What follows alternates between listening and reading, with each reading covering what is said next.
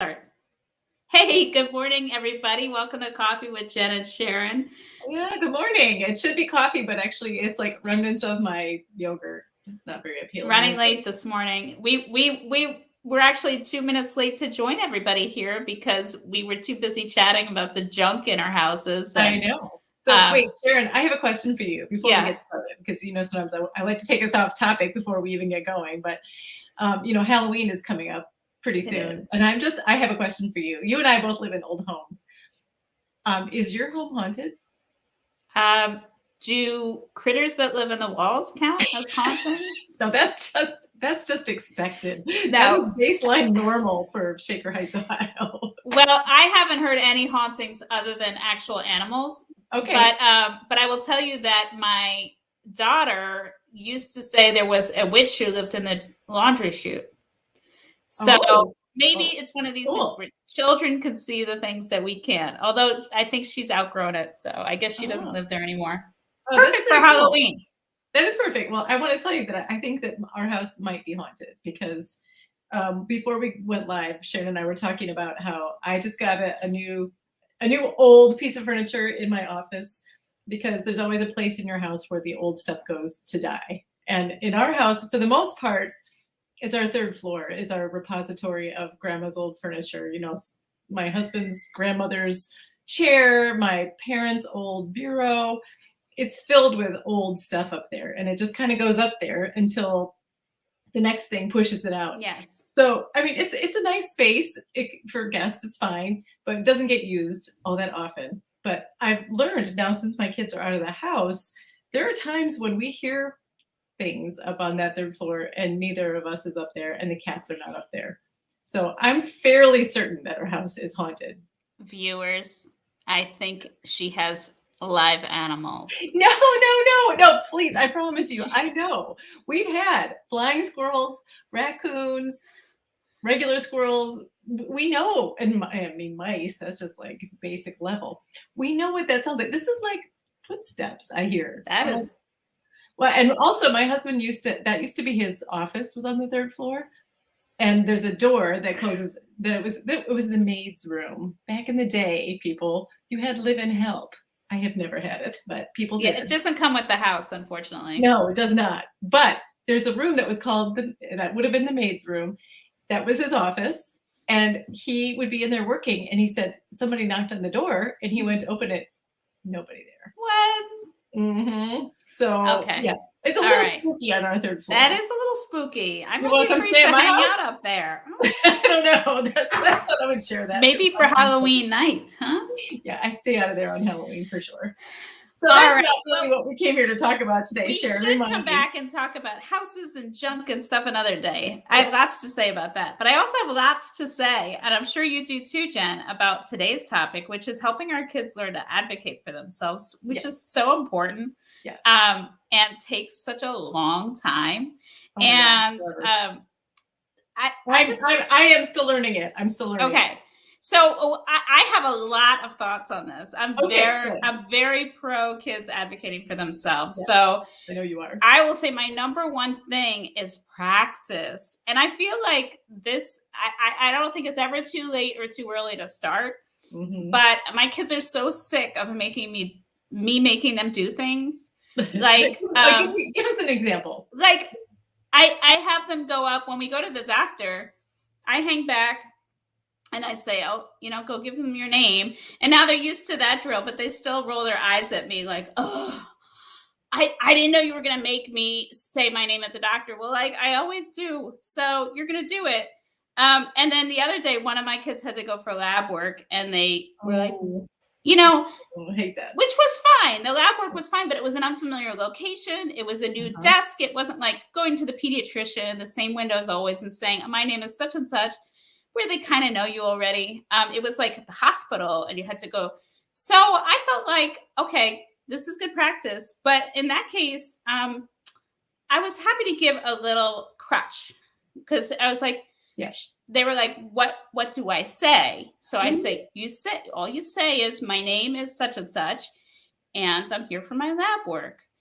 And then they did it. It was like, just that little bit, when even as adults, when we go somewhere unfamiliar and you're like, I mean, have you ever tried to ride the bus for the first time, or, Yeah. Somewhere you're not used to going? It's just intimidating. So it is. I agree. Absolutely. And I think what you're demonstrating, one of the things that I think about when it comes to how you teach kids to self-advocate, which is like you wouldn't take your kid, your 4-year-old to the swimming pool and throw them in the deep end if they've never swam before and say, this will be good for you to learn how to do this on your own. I mean, that's just, there are times when you really do have to have that intermediate step of saying, we're going to do it together.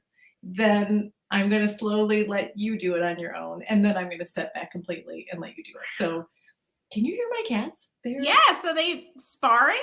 They are. It's like, that's so unusual. They're advocating with the other one. They're socially standing up for themselves, saying, stop hitting me. I'll hit you back if you hit me. It's the smaller one who's advocating for herself against the bigger one. So anyway, my point is, yes, it's a process, and we don't just one day drop them off at the doctor and say, in you go, and peel out from the curb, even though you might like to. You do it like Sharon does, where you go in with them, and maybe the first couple times you show them how they do it. But then, at some point you got to pass the baton and say, oh, you can do it. And I have an example that's going to be very relevant, I think, soon, which is, I hope that this year we're going to have more opportunities for our relatives to come and visit, or for us to visit them for the holidays. It's looking possibly good. And I feel like one of the first ways that my kids had to learn to advocate was when those relatives that they don't see very often, they have a lot of questions. And sometimes they ask them, and then your kid looks at you to answer. That's a great first step, is to say, either to the relative who's asking you about your kid, or the kid is looking at you, is to say, I'm sure so-and-so would love to tell you how much they're enjoying 8th grade. I know that is so hard, because they sometimes need a push, like they don't know how to make small talk. So it doesn't even feel like advocating, but it is in a way. It's like I could speak for myself, but they don't know what to say. So sometimes you can feed them, like they'll say, the relative will say, how is school, right? Because they don't know, like they may not know what extracurriculars your kid is doing. So they ask a general question. So then sometimes I'll try to say, so-and-so was just, is in the band, and that football game the other night, it was just pouring rain. And then like try to hope that my kid will take the cue from that. It's like a cocktail party where you have to remind them what they know about each other. It's like, you might want to tell grandma about your recent Girl Scout project that you worked on. You have to kind of tee it up for them, and then hopefully they take the ball from there and go with it. But sometimes the hardest thing is then to absent yourself from it, to keep yourself from over explaining that's a great time for you to go to the kitchen and be like, I gotta stir the sauce. You let grandma know what you think about XYZ topic, and then you have to take yourself out. Yeah. And I feel like the flip side of that is modeling setting limits too, which can also happen at like the doctor's office or something like that. Like I had a kid this older doctor was about to retire, and my kid is very small, and the doctor thought he was treating her like she was like a baby, I think. And he's saying, oh, look right here, on my tickle finger is going to get you. Like, that's not very professional. And, when I have a child who would say, don't touch me. Like, the self-advocating can border on rudeness. But I have another child, or I have 3 children, so who knows what I'm talking about. But, who might be too polite. They don't know how to set limits, which, they're used to being deferential to adults. Yeah. So I feel like my job then is, that's why I'm in the room in part, not just to learn about the medical thing or whatever, the haircut, whatever it might be, but to help them. Help with the boundaries a little. Yeah. So I said, oh, Dr. So-and-so wouldn't do that. That wouldn't be professional. Like, it was a joke. But I was like, you're not tickling my child at a doctor's appointment. And he So, knew that you knew that you were calling him out a little bit. right. And that's hard because sometimes we as adults can't think of the right thing to say, or we don't draw the line. And I've told my kids, I said, if someone is mistreating you and they don't listen when you say no, you can don't worry about being rude. And I said, if someone's really mistreating you, I don't care, you can hit them, push them off, you can swear at them, like if they're really doing something. So like, and politeness isn't everything. Right. But we still want our kids to be polite. So it's a real balance. We have a note here from Kim. Oh, yeah, we do. I like this question. What's the suggestion for the opposite situation when you ask a teen a question and their parent answers for them? I've been there. Is there a kind way to let the parent know you're really asking the teen? What do you think, Jen? I try to say their name. Yeah. I would probably say something like, suppose the child's name in this case is Justin. I might say, oh, Justin, do you agree or disagree? Maybe like find a way to bring them into the conversation in a lighthearted way so that I'm not being rude to that other parent. I don't want to say something like, I really wanted to hear it from Justin. That would be naughty. I'm not going to say that.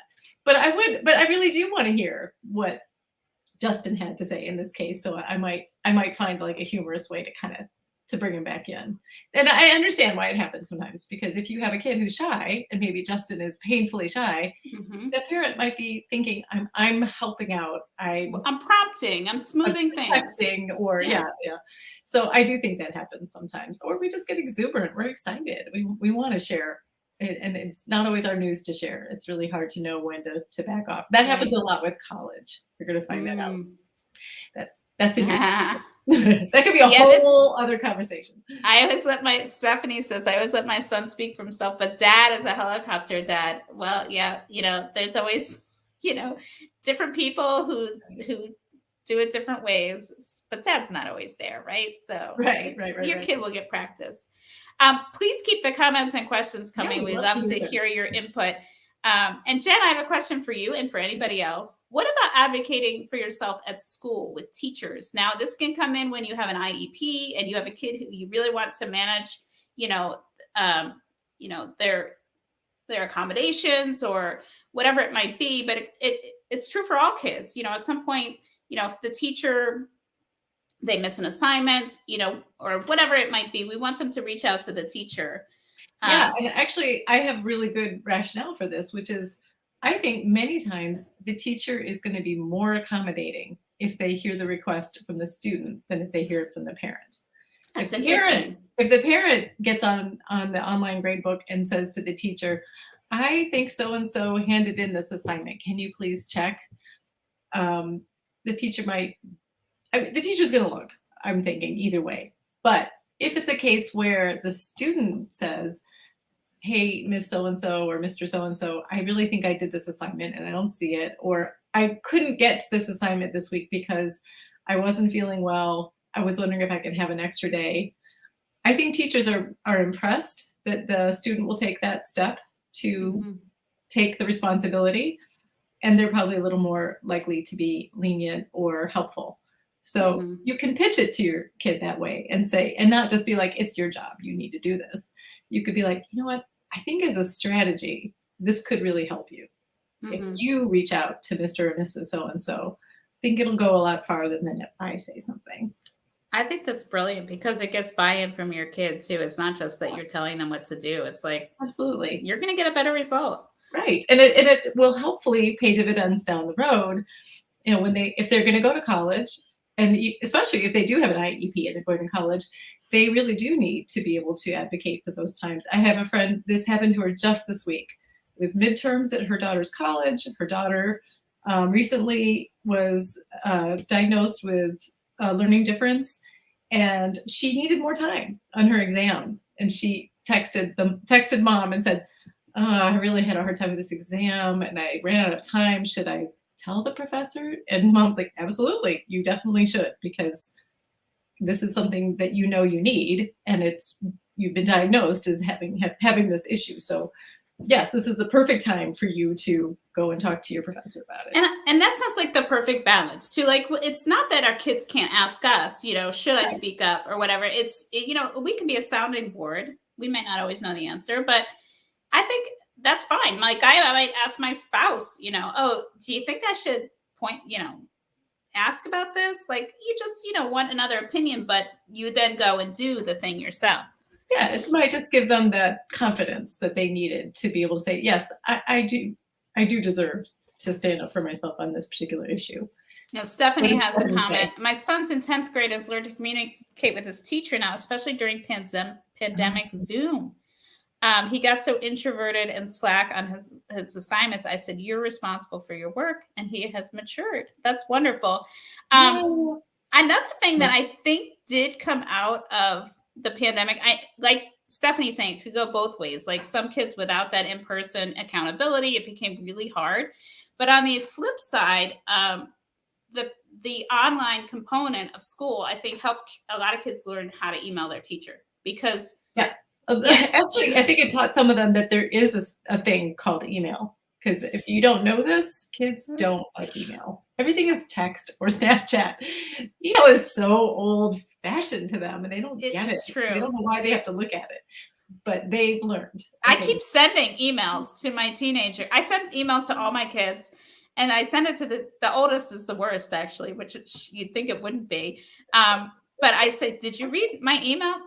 Oh no, no, I'll check it now. So I don't know, Hey, I have an idea, Sharon. What if you slipped a little special thing in there, like the first child who responds to my email will get a trip to Mitchell's for ice cream. Then you would find out really fast who's reading their email, and there'd be a benefit to them.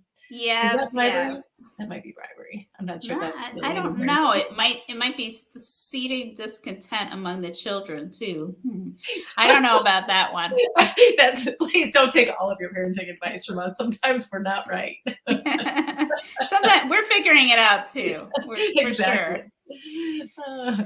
Well, we would love to hear more how Stephanie says my child. Yes, when there's ice cream involved. Remember a couple weeks ago when I had a meltdown and I told you my husband made me feel better by taking me for ice cream? There's no expiration date on that particular strategy. It works for everybody, unless you're lactose intolerant. But hey, there are options for that. There are non-dairy options. Ben & Jerry has the most wonderful chocolate chip cookie dough almond milk ice cream. Not non-ice cream. Almond milk, non-ice cream, whatever you call it, a frozen treat. And also, I like one that's called Cado. It's made with avocado, which is what gives it the fat, which gives the. That sounds gross, though, right? You don't taste the avocado. It's just for the mouthfeel and the creaminess. It was really good. I don't even need to have dairy free, but I would choose it just because it was good. So. All right. We started at a tangent and we ended at a tangent, just as we usually do. Yes. And we'll hope you'll join us again next week. And also, we haven't said this in a while, but it's always true. If you want us to talk about anything particular, like, you need to talk through a dilemma or whatever it might be, drop it in the comments and tell us what you'd like to hear about. We'd love to chat. Also, we do have really good content on our website. We sometimes forget to remind people we do have a website. With actual experts. And actually, I don't know if you saw this, Sharon. I emailed you. I hope you linked your email. But if you want to see if you can grab this link, you can put it in the chat later. We actually have a really good article about advocating for your kids. It was written by some lady named Sharon. What? I did it? Yeah. Yes, you wrote about it. Yes. It was a great story about the time that your son lost his I'm looking at my email now. I'm going to put it in the chat. I do remember. I forgot all about this. He lost his hat at the airport. I know. It was such the perfect example of this. I told you. I've been trying to practice, but it's they're still not out on their own yet. How did that happen? I guess that's why we get kids for 18 to 20 years, right? So if you want to hear the story about what happened when Sharon's son lost his beloved baseball hat, I think it was. It was a baseball cap of some kind. Baseball hat in an airport, and he wanted it back. you need to read the story. She put the link in the chat. Go find out how it ends because I don't want to spoil it for you. The suspense is killing you, I'm sure. I know. It's a great story. So okay. go read it. All right, everybody. We will see you next week. Yes, thanks for joining us, and we will see you soon.